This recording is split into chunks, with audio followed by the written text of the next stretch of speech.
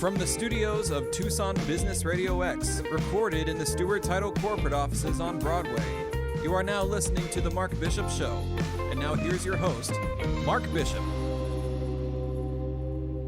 And welcome to another show. I have the chief people hacker from IBM X-Force Red in a moment to share what's going on. Cyber criminals are targeting confused consumers and vulnerable small business owners with lures, capitalizing on the challenges and concerns that individuals are facing. And this is from phishing emails impersonating the Small Business Association, the SBA, to U.S. banking institutions offering relief funds. Snow Carruthers, who goes by her hacker alias Snow, is a member of IBM's X-Force Red team. And she's well-renowned social engineer or ethical hacker who uses her skills to help people stay protected and informed. And it's wonderful to have you. Welcome, Snow. Hey, thank you so much for having me. Cyber criminals, they're capitalizing on consumer fear and uncertainty. In fact, since the World Health Organization declared the COVID-19 outbreak a pandemic in early March, your IBM X-Force has observed something like, more than 6,000% increase in COVID-19 related spam. That's disgusting, isn't it? It is so disgusting. Yeah, we are seeing tons and tons of different campaigns, from impersonation of major banks like American Express and Wells Fargo, all the way to impersonating the SBA and even the WHO.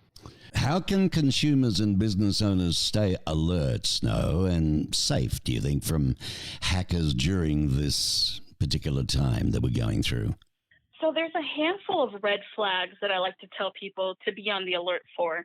The first one is really pay attention to who is emailing you. It might say it's from American Express, but we've seen lazy attackers use email addresses like support@12345.info.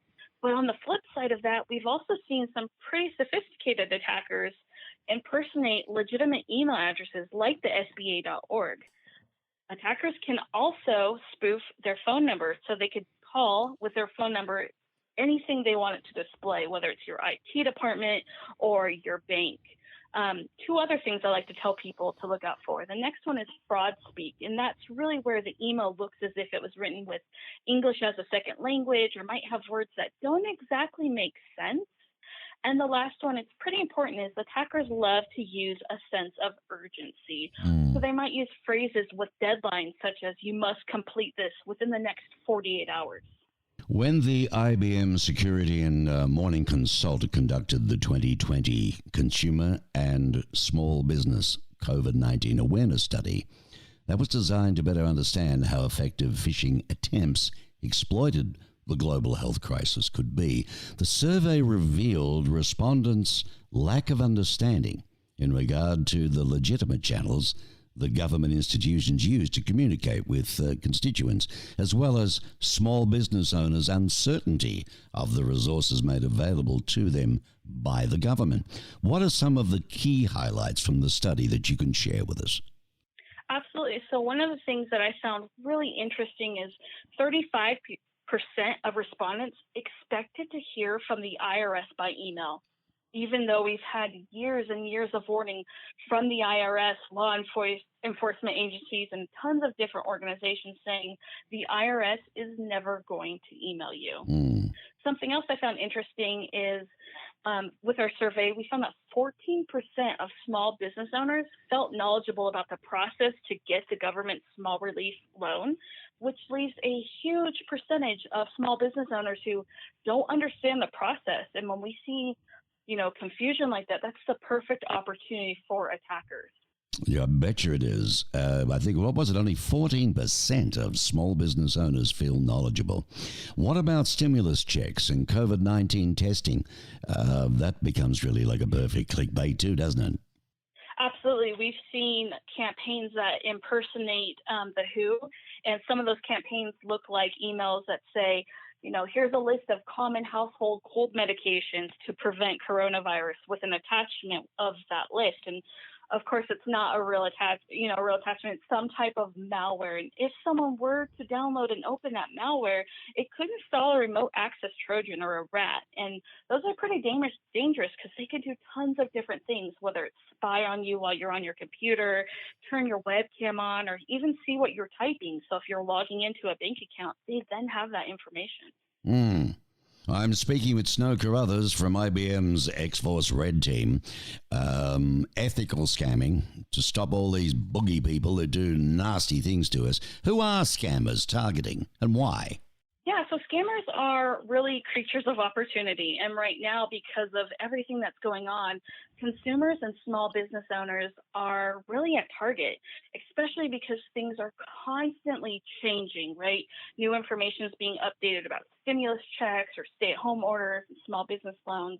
It really gives the scammers the upper hand because they're targeting these people by playing off of their fears and confusion. Well, let's have a look at it, if you don't mind, Snow. What do the COVID-19 related scams look like again? Yeah, so really impersonation of major banks and impersonation of the SBA as well as the WHO. So an example of a scam that we've seen a lot of really recently is it looks like it's coming from a major bank. And in the email, it says, you've received your stimulus funding credit to your account, but to first receive this credit, you have to log in and verify yourself. And there's a link in the email. If you were to click the link, it would take you to a website that looks identical to your bank's login page. And if you were to log in with your username or bank account number and password, the attackers then have access to the information and they could log in on your behalf and empty out your account or do wire transfers. It's pretty scary. Is it ever? I mean, how can someone spot a scam? I mean, an average wood duck like me, you know, I'm not a techie nerd or anything, but how can someone spot a scam email or phone call versus something that is trustworthy? Right. So I think some of the big things to keep in mind is really, again, pay attention to who's emailing you and know that it can be spoofed, like I previously talked about. So it could be, a really easy email to spot that looks, suspicious, and it could also be real. So pay attention to what's going on in the email. Is it written properly? And see if it has that sense of urgency. Those are all red flags to keep an eye out for.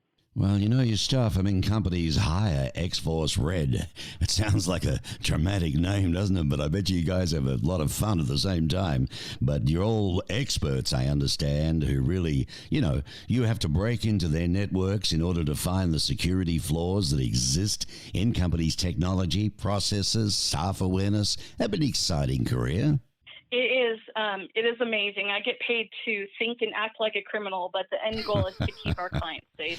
So what else can consumers and small business owners do to protect themselves, do you think? One of the first things I like to tell people is to slow down, which is really hard right now during this pandemic. But a lot of times people aren't paying attention, or maybe they're on their phones with a pretty small screen, and it's hard to pay attention to the details. So as you're reading it, slow down, question things. If it looks shady, it probably is. I also like to tell people to go to websites directly. So if you receive an email that's, it might be your bank or the SBA, but don't click on any links or attachments. Just go to their website directly, because more times than not, especially now during this pandemic, these companies are putting out information on their homepage, or at least a link to a FAQ page with all the information that you're looking to find. And then the last thing I like to tell people is make sure you have multi-factor authentication enabled. So this is really an extra layer of security. So when you log into an account like your banking account or social media accounts, email, instead of just entering your username and password, you also have to enter in an additional piece of information. So it's like a code from a text message. So if attackers do have access to your username and password, they can't log in without that extra code.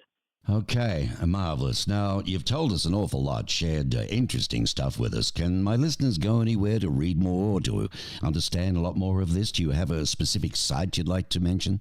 Yeah, absolutely. So for any more information, you can go to ibm.com/COVID-19. Fantastic. Well, Chief People Hacker from IBM X-Force Red, Snowy Carruthers, thanks for your time and the wonderful work that you're doing. Keep it up, won't you? Absolutely. Absolutely. Thank you so much. All right, goodbye.